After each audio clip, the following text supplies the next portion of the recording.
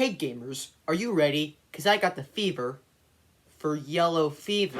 Check, what is yellow fever? Well, it's an epidemic that's sweeping our nation, and today you're gonna learn all about it. So let's just get into it, man. The microbe responsible for yellow fever, or more specifically, the virus responsible for yellow fever, is a flavivirus belonging to the Flaviviridae family. Okay, we can go on to the next one now.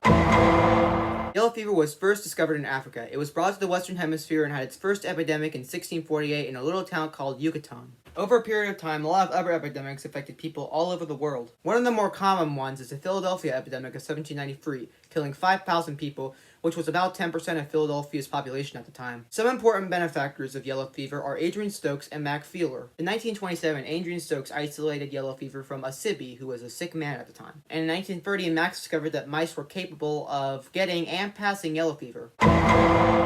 Yellow fever is first gotten from the mosquito species Aedes or Hamagogus. There are 3 transmission cycles in yellow fever. The first one, jungle, goes from mosquito to monkey to human. Usually this is transmitted in the jungle biome. The next one, intermediate, which only counts for Africa, is how it transmits from monkey to human, or mosquito to human to human. The last one, urban, is how it transmits from urban mosquitoes and humans.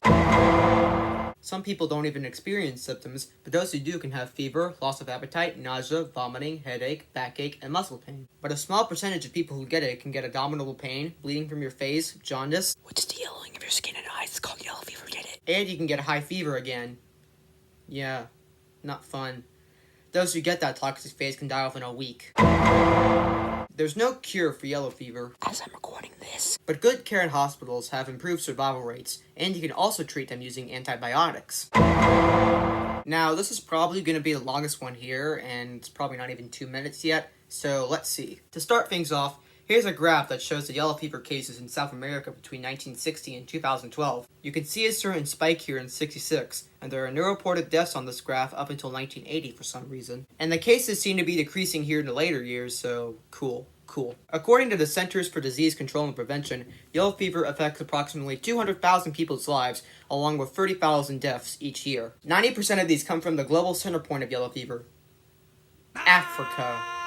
As you can see from this graph, the cases are pretty high here in Africa. I don't really know what they look like, but man. I mean, just look at these photos. They're tragic. Here's some ways that you can help. I mentioned before the disease comes from mosquitoes, so make sure you do stuff like use insect repellent and wear long sleeve shirts and pants. Or if you're overseas, make sure your surroundings are clear. And if you do that, you can help with stopping the spread. Well, thanks for watching. I think I got everything you need, so I'm gonna go now. Bye.